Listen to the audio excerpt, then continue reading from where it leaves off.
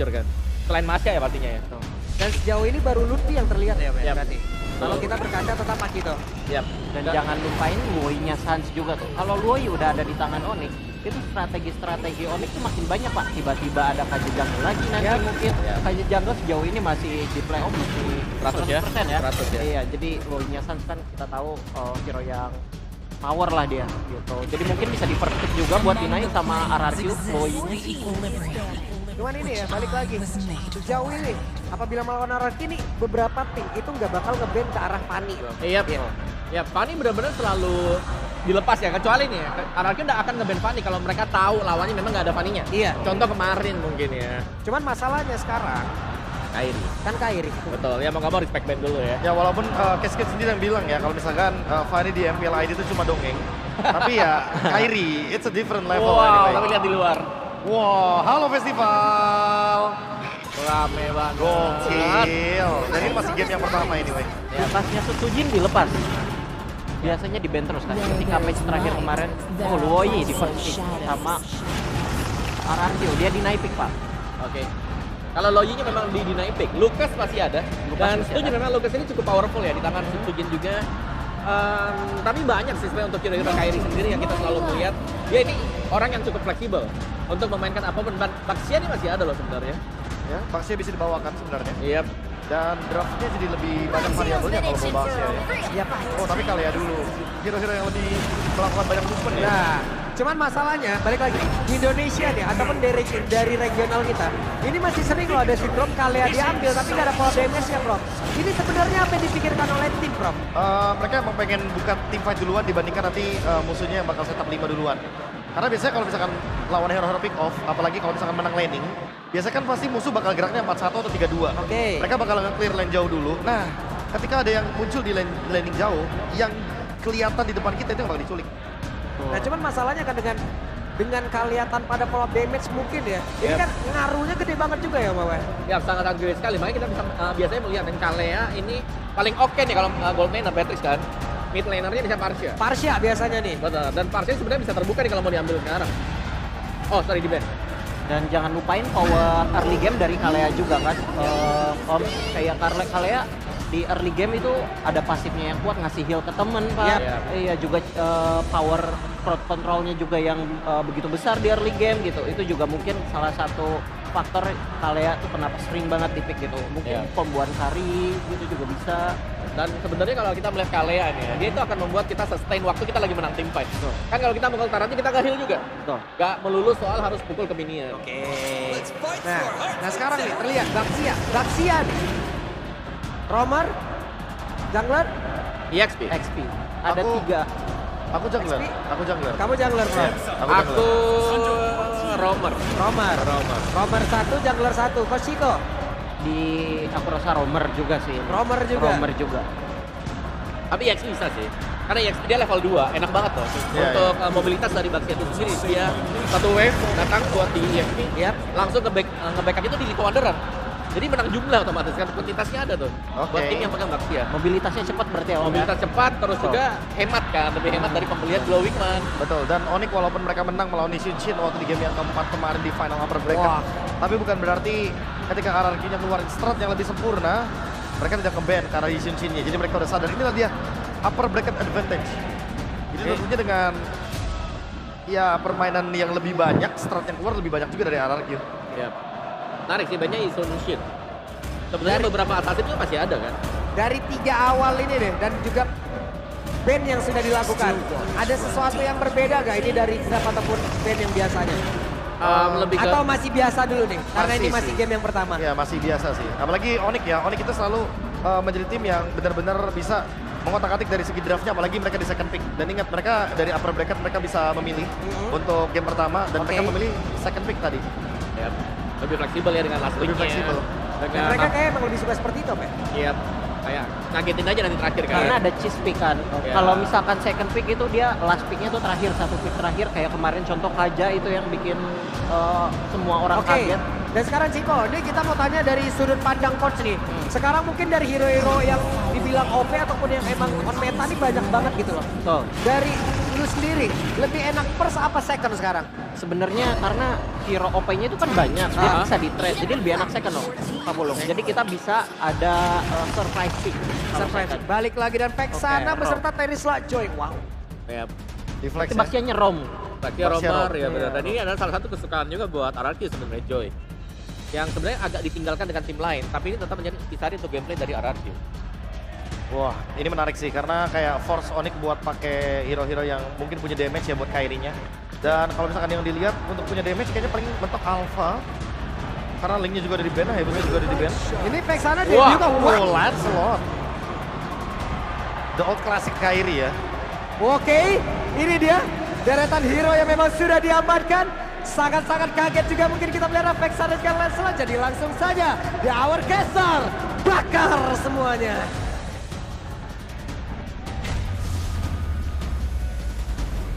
Welcome to Grand Final! Bersama dengan Ranger Mas dan juga Au pastinya untuk mengawal siapa yang akan mendapatkan trofi terbaru dari MPL Indonesia Season 15. yes, jangan lupakan ini trofi Immortal yang dimana ini trofi pertama terbaru yang harus didapatkan oleh dua tim. Dua raja, satu juara, dan bahkan ingat Onyx kali ini bangkit dari peringkat 9. Kalau RRQ bangkit dari kegagalan season sebelumnya. Konsistensi yang harus dipertunjukkan juga oleh kedua belah tim. Best of 7 akan semakin dramatis.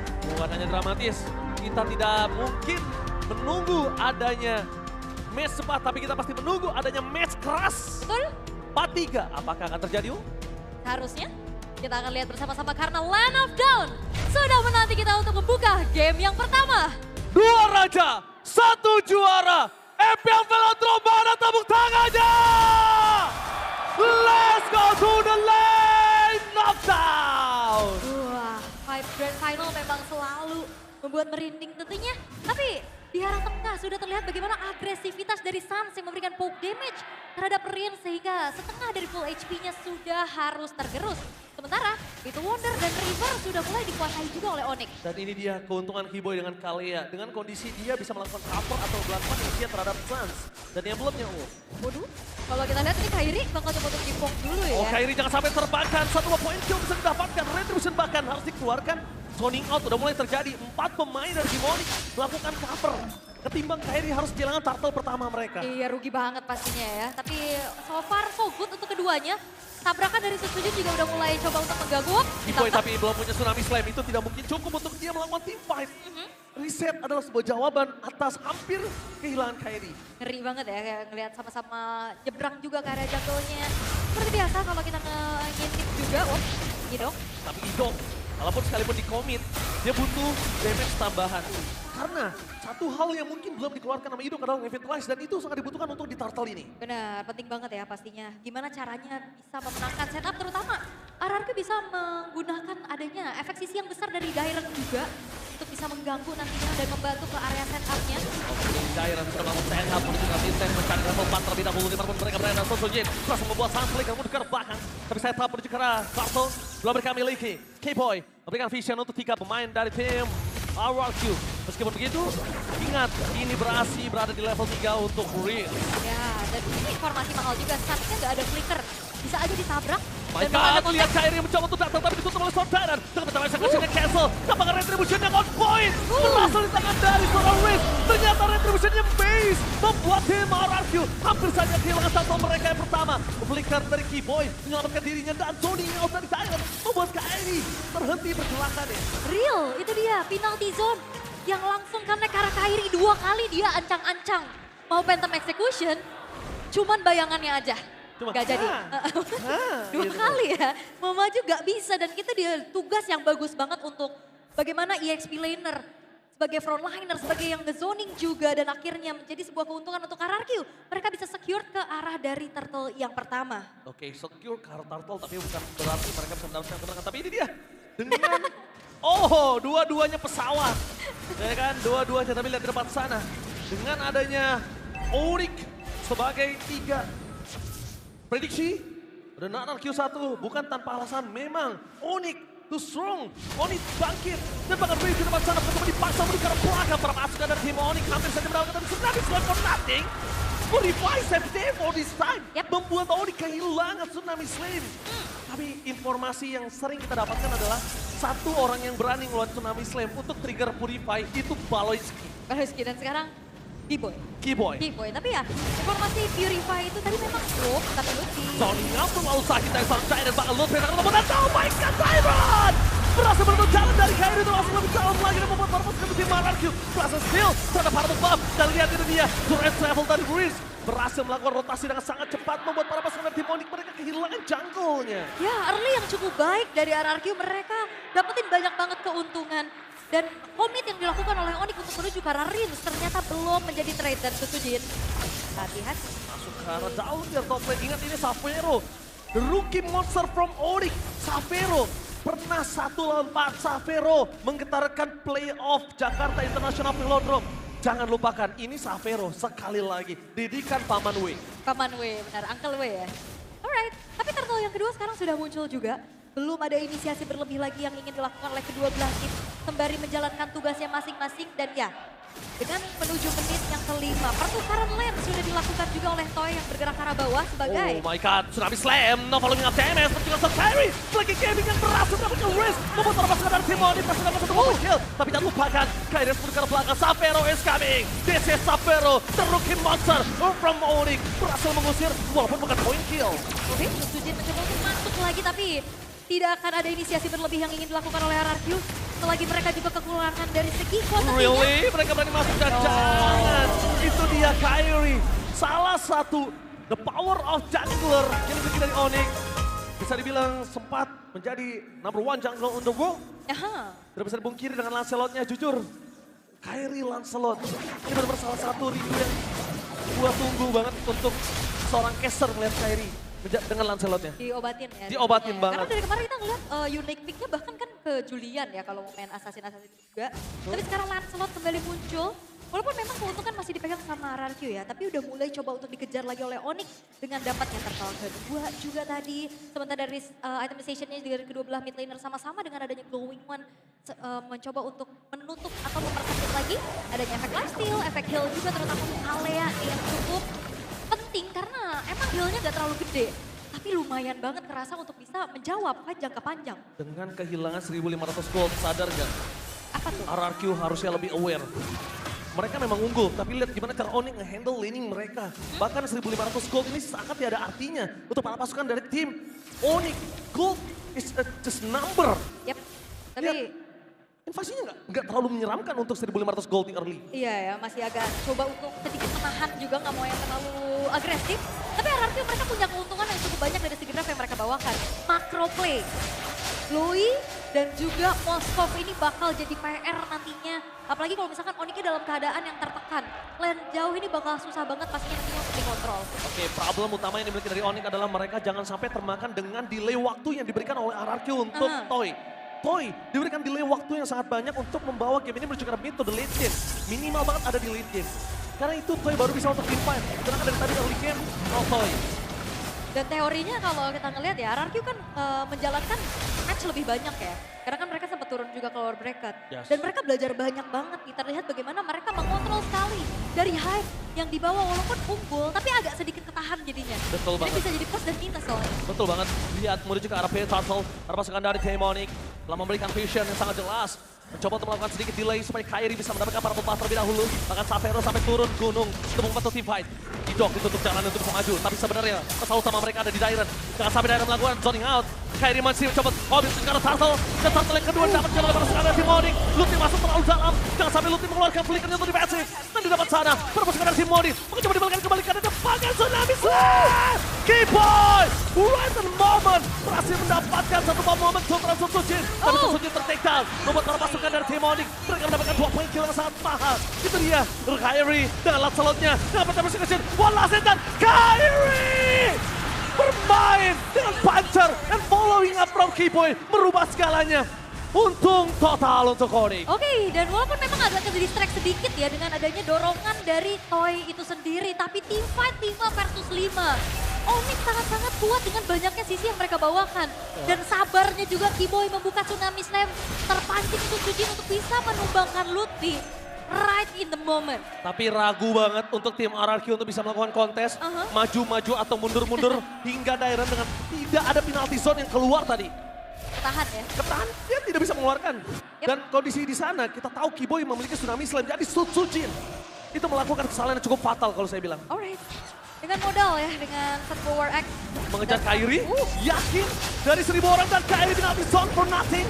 Itu dia, dari sekian banyak orang mengejar Kairi menjadi sebuah prioritas. Sebuah pertanyaan yang cukup besar untuk tim RRQ. Oke, upaya objektif mungkin yang ingin dilakukan oleh RRQ juga mengusir Kairi untuk tidak memberikan adanya power clear di arah bawah. Sehingga sebuah hidden turret berhasil untuk dikantongi juga. Walaupun memang akhirnya ada upaya yang dilakukan oleh Xavero di arah atas dan pencurian terhadap satu buah purple buff. Tapi di balik Sutsujin dengan sifatnya dia yang dingin, karakternya yang menyeramkan. Tapi ternyata agresivitas ada di dalam dirinya. Galak ya. Dari hari kemarin, walaupun dia turun sama Onyx, tapi itu karena keganasan debakan Kiboy dengan tsunami slam, tanpa going up damage, mencoba untuk berkorban saat bahkan Khalid dengan flicker yang dikeluarkan. Komennya sangat baik, tapi ini dia Xavero mencoba mendapatkan risk, damage yang terlalu besar, Nevin kelas depan sana, belum bisa mendapatkan point kill, tapi Xavero, the rookie monster from Onyx, membalikan semua kanan demi dari tim RRQ, bahkan seakan-akan Dairon tidak memiliki daya power untuk bisa bertahan dengan damage yang cukup kuat. Kairi masih mau lebih, mencoba untuk melakukan sedikit distraction, tapi Lord terbuka dengan sangat bebas. Xavero, itu dia. Satu sosok rookie yang begitu bersinar untuk kali ini. Terbuka kesempatan untuk Onyx secure menuju ke arah wardnya. Dan PR-nya adalah ini nggak ada stopper pasti untuk bisa menghentikan laju Lancelotnya Kairi. Betul sekali, mereka tidak punya stopper pasti. Tapi mereka benar-benar mau ngedelay permainan yang dimiliki dari tim Onyx. Tapi nampaknya mereka mungkin agak sedikit salah untuk mendelay initiate dari Kiboy. Jangan lupakan ini Kiboy. Benar. The moment of Kiboy, this is your boy. Tapi apa yang dibilang sama Ranger Mas juga aku cukup setuju sih. Dari 1.500 gold di early game tadi dari RRQ, mereka nggak ada pergerakan berlebih lagi untuk bisa melipat gandakan keuntungannya. Betul, seakan-akan itu nggak berguna dengan 1.500 gold. Dan sekarang kita menyaksikan di mana Onyx tahu Sutsujin gak ada cover di depan sana. Sutsujin bisa dimakan di commit. Sans dengan flicker yang dimiliki dan itu di one and only skill escape yang dimiliki dari sana. Right. Split push juga sekarang seolah sulit ya untuk RRQ karena mereka juga butuh banget sosok damager nantinya di dalam satu buah teamfight 5 yang selalu dibawakan oleh Onyx. Kalau untuk real time victory rate-nya ini memang tipis aja, walaupun keadaannya juga sekarang masih... Oh, tsunami slam dengan Ido, Navy Full Ice mencoba untuk mempertahankan diri. Tapi nampaknya dengan Lord yang terbuka sangat bebas. Membuat lepaskan dari tim Onyx kali ini tidak melakukan following up. Kayaknya keputusan yang cukup berat dimiliki dari Kiboy. Dan Ido masih itu strong, melihat dengan pasif turret. But it's okay, turret tetap akan pecah untuk di atas menit ke-12 dengan holy defense yang tidak ada. Benar, tapi hanya berupaya mungkin ya untuk bisa menarik perhatian pemain-pemain dari Onyx agar tidak bisa mengawal Lordnya lebih jauh lagi. Sehingga ya kalau ngelihat dari bagaimana Idok ini masih selamat ya, it's okay. Sehingga ada clear juga yang bisa dilakukan oleh pemain-pemain dari RRQ. Dan balik lagi Onyx, mereka harus bisa mewaspadai bagaimana diversion play yang akan bisa merubah keadaan. Karena visionnya juga sekarang RRQ lumayan luas sih dengan hasilnya. Kiboy tertangkap di pasar penalti soal masih foul nothing. Dengan para pasukan dari tim Onyx mencoba untuk kembalikan karena Xavero telah menuju ke batang hidungnya. Dan ini dia, Luffy. Satu zoning out yang berhasil dilakukan dan Kiboy berhasil dengan adanya Soso yang terdeteksi. No covering up, hilang kembali menjadi poin kill tambahan Kiboy. The initiative power from this is your boy. Dan bakal lihat lagi power defensive dikeluarkan oleh Sun Tyrant. No initiative power, laning management yang sangat baik berhasil ditanggulangi oleh tim Onyx. Lihat, Lord kali ini memang masih jauh. Tapi dengan laning management, mereka staking minionnya. Mereka nggak mau terlalu terburu-buru untuk top dan bottom lane. Ya, dan bahaya juga Kiboy. Kalau misalkan memang inisiasinya selalu bisa membuahkan hasil, ini fleeting time akan jauh membuat nantinya Tsunami Slam akan lebih online. Ya, bukan hanya lebih online lagi. Tapi lihat, untuk high ground defender mereka hanya punya Moskow. Karena pasukan dari tim Onyx, mereka sudah menguasai 3 laning. Bahkan lihat di arah bottom lane, secara tidak langsung itu staking minion yang ditahan supaya nanti mereka, para pasukan dari tim RRQ akan coba nge-clear terlebih dahulu sebelum mereka team fight di arah bawah. Karena minimal ada Toy lah ya yang bisa megang lane yang berseberangannya juga. Tapi ya ini membuat akhirnya team play untuk bisa 4 versus 5 ini bakal susah buat RRQ. Apalagi Onyx dengan adanya Sans membawa Vexana, dia punya summon unit. Jadi seolah-olah ini 6 versus 4. Oke, 6 versus 4 itu setuju Seolah-olah banget. ya. Tapi ini jangan lupakan loh, time is ticking. Waktu yang dibuat RRQ untuk nge-delay pada pasukan dari tim RRQ agar Moskov dari Toy sudah jadi. Mereka sudah berada di posisinya. Dan bahkan di depan sana memilih untuk menggunakan Tsunami Slam untuk Tyrant. Membalikkan kembali keadaan. Belum ada penalti zone. Miss dari Spirit of Distraction. Ini bahkan lihat Susuji mencoba untuk melakukan sedikit flanking menuju ke arah Kyrie. No range for this time. Karena magical damage. Tapi Toy masih available. Tidak pun tumbang. Tersisa 3 pemain saja untuk para pasukan dari tim RRQ untuk melakukan kontes. Apa akan mereka lakukan? Karena Tyrant gak ada jalan untuk pulang. Tyrant akan ter-take down. Nowhere to run. Alright, 3 pemain hilang dari RRQ Lord. Bisa didapatkan juga Prince yang memang selagi menjadi target bulan-bulanan. Mungkin bisa cari angle yang lain. Kita nggak ngelihat diversion play yang coba tabrak dari sisi yang lain. Yes, gak ada agresivitas. Fokus ke PS Turret. Mencoba untuk melakukan defense. Itu tidak akan bisa dilakukan. Karena dengan Purify yang dimiliki Toy. Gak bisa menghindari damage dari seorang Kyrie. Even Kiboy dia bisa hindari. Tapi kayaknya gak bakal bisa. Dan sekarang Idok butuh di garis depan bersama dengan Dairon. Alright, dan sekarang pemain ke-7 berarti dari Onyx sudah mulai akan dikawal menuju ke arah tengah. Menuju ke PS Turret, mulai masuk ke arah belakang. Kiboy di depan sana, dapatkan Kiboy! Tsunami Slam untuk Tyrant. Following up damage yang sangat besar dari Toy. Tapi fokus ke arah base tidak ada melakukan following up dari seorang Onyx. Dan pada pasukan dari Game Onyx mereka memilih menuju ke arah belakang. Hilangan Kiboy dan Pak Lepe. Gak boleh masuk lebih dalam lagi. PS Turret tidak bisa dibendung. Membuat pasukan dari Tema RRQ. Mereka berhasil menukar Kiboy dengan Tyrant. Setidaknya at least invasi menuju ke arah PS Turret mereka hindarkan. Yes, dan mereka coba untuk hanya menjalankan pengawalan terhadap satu lane aja. Dan tengahnya masih bisa ditahan sehingga RRQ tidak mengalami kerugian yang terlalu banyak setelah munculnya Lord tadi. Base turret top dan bottomnya masih cukup terjaga. Dan Onyx, mereka harus kembali men-set up bagaimana untuk bisa mendobrak lini pertahanan dari RRQ. Dan perlahan-lahan RRQ tinggal sabar aja. Gimana caranya mereka bisa mendapatkan momentum, bisa pick off satu. Itu bakal menjadi sebuah titik balik juga untuk mereka. Walaupun memang kalau kita ngelihat dari segi goldnya terpaut cukup jauh di angka 5.000. Butuh beberapa pick off yang bisa dimanfaatkan oleh RRQ. Satu hal yang paling mahal yang dibuat Onyx adalah mereka nge-shutdown Dairon. Dairon totally offline dengan Erisla powernya.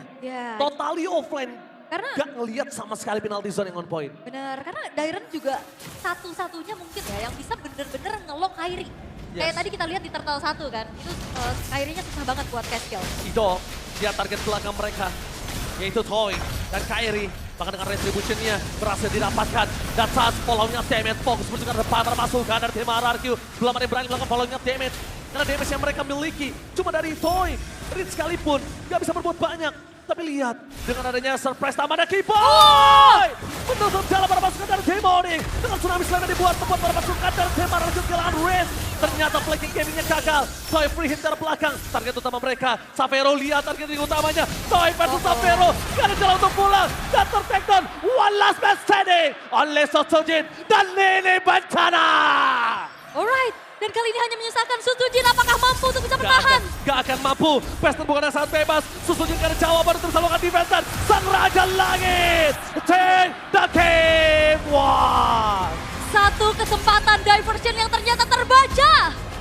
Kiboy berhasil untuk bisa menutup macro play juga dari RRQ. Dan game yang pertama di Grand Final menjadi milik Onyx. Absolutely. MVP untuk game yang kali ini. Kiboy kalau menurut saya. Setuju. Kiboy, dia tutup gameplay dari tim RRQ. Kiboy, initiate power. Kiboy yang ngebuka vision. Onyx jadi terang. The man of the game. Di game yang pertama, Kiboy. Setuju banget. Dan terutama momen terakhir tadi. Di mana dia menghuni rerumputan yang tidak diduga, membuyarkan setup yang ingin dilakukan oleh RRQ. Inisiasi demi inisiasi dengan fleeting time juga yang dimiliki. Sabar banget. Dan bermula dari tertik offense Susujin. Ini menjadi snowball power untuk Onyx. Dan akhirnya mereka unggul. 1 poin di game yang pertama. Oh my God. Ini dia, the grand final. Onyx benar-benar membalikkan kembali keadaan. Bukan hanya dari 9 ke 1. Betul. Tapi juga bahkan dari early game yang berat hingga menang. Oke, dan kalau kita mengintip ya dari bagaimana Kiboy ini conceal play-nya bukan cuma kadang nggak diinisiasi, nggak ada Tsunami Slam, tapi udah ngegeretak banget itu. Iya, geretak-geretak sambal yang luar biasa. Tapi tentunya para panelis akan mendobrak gimana caranya Onyx bisa bounce back di game yang pertama dari under. Memang tidak banyak, 1.500, tapi tetap itu adalah under. Yap. Jadi kita juga penasaran. Para panelis, please kasih tahu kita apa yang terjadi di game yang pertama. Panelis, take it away.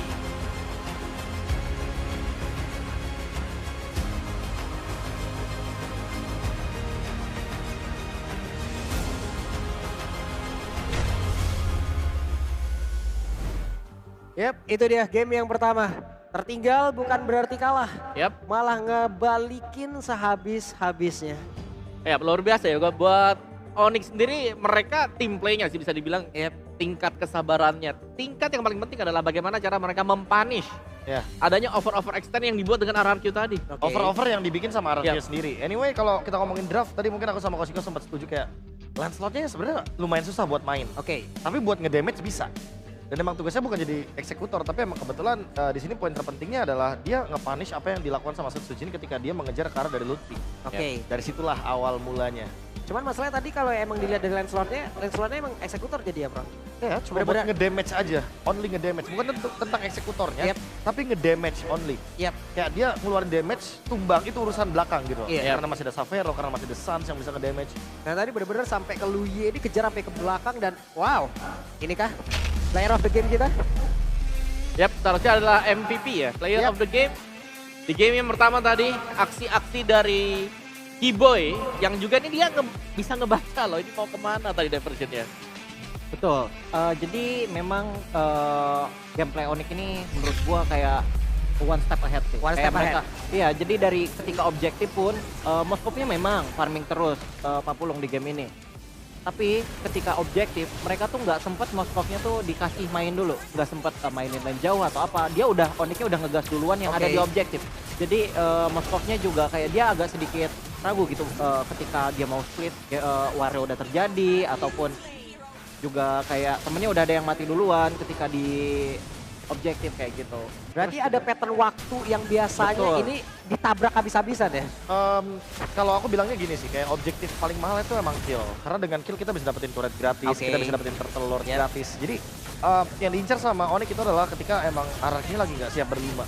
Kayak Moskovnya in a way lagi split push, dia tiba-tiba datang.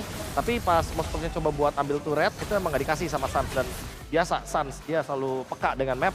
Jadi dia adalah orang pertama yang bakal recall gitu loh, untuk menahan Toy dengan split push-nya. Ya, dari ini bagus banget ya. Menurutku dari Onyx sendiri adalah bagaimana mereka bisa memfollow up untuk setiap gerakan dari Tsunami Slam. Kayak tadi memang cukup jauh misalnya Tsunami Slam-nya bisa diangkat, tapi dikejar dengan Phantom Execute, langsung di sampingnya Town Road juga. Di belakangnya misalnya masih ada lagi Vexana yang siap-siap juga untuk bisa memberikan efek-efek fear-nya. Jadi terlalu banyak memang tadi ya untuk efek-efek crowd control juga dengan single target pick yang terkhususnya kalau kena ke Setsujin tamat langsung RRQ. Joy, betul. Nah ini momen krusial nih, salah satu momen krusialnya nih ya. Ini sempat ada informasi dari Sans juga karena kalau mungkin teman-teman lihat itu tuh ada sedikit efek burning dari glowing one sehingga tentunya itu yang ngebuat Sans mendapatkan informasi. Oh ini nih, Rinsya teleport ke sini ternyata ke bush dekat purple buff. Ya balik lagi Sans kayaknya lebih peka ya terhadap hero-nya sendiri, Luoyi. Jadi wajar banget kalau misalkan gerakan dari Rin itu malah dipredik duluan. Berarti one step ahead yang diberikan oleh Coach Chico tadi sepakat semuanya? Sepakat sih. Sepakat kalau ngomong one step ahead kayak mereka udah tahu semuanya lah seluk-beluknya dari hero-nya juga. Dan pick dari Vexana-nya ini menurutku nggak cuma buat ngebuat si glue-nya kuat, tapi juga ngebuat hero-hero depan dari RRQ itu kayak nggak bisa bergerak bebas. Kayak let's say Baxia, dia nabrak kena efek touch sedikit, terrify, nggak bisa ngapa-ngapain. Ya jadi ujung-ujungnya Dairon-nya juga sebelum dia melakukan setup, dia pasti bakal kena efek CC dulu. Dan ketika efek CC-nya lepas, kayak tadi penalty zone for nothing gitu loh. Dan memang mungkin dari Vexana juga kan untuk follow up kan. Follow up ini banyak banget loh, banyak yang bisa narik. Dulu bisa narik ke belakang juga. Ini kita nggak boleh melupakan juga untuk faktor dari loot itu sendiri. Karena banyak momen di mana dia berhasil untuk naik ke atas. Berhasil untuk memisahkan tim fighter dan bahkan untuk mengenai hero-hero yang memang penting banget kan tadi buat RRQ. Ya, member RRQ jadi ketempelan gitu ya. Ketempelan kan. Datanya coba lihat ada ketimpangan dari masing-masing god laner loh. Nah kalau gini Toy coach, udah kayak nggak main, nggak kerja aja tadi di game barusan. kalau kayak gini coach, let's say kayak tadi kita melihat kayak emang Toy-nya yang nggak kelihatan kayak works gitu loh. Nah, apa nih berarti yang harus di reset untuk game yang kedua? sebetulnya kayak ini di game ini kayak Moskop dikasih farming aja dari awal juga. Ya udah lu farming aja deh gitu. Karitnya lebih banyak join bantu tim fight mereka. Nah, itulah momen-momen ketika Keyboy-nya juga manfaatin ketika Haritnya ada. Dia juga nggak lama-lama ngasih space terlalu lama Moskovnya gitu. Dia udah langsung culik orang, ngegas orang kayak gitu. Mungkin mereka kalau mau masih bawa strategi yang sama, RRQ perlu perhatiin kayak lini depan mereka sih. Mereka jangan nempatin posisi yang gampang di reach sama Onyx-nya juga gitu. Oke, Karena itu yang jadi. Aku punya pertanyaan buat kalian semua berarti. Apa tuh sekarang. berarti? Aku bukan orang yang suka dengan Hidok megangin hero patung. Termasuk Basya. Kalau kalian gimana? Saya setuju. Saya lebih suka Idok melihat dengan hero-hero momentumnya. Ya, Betul.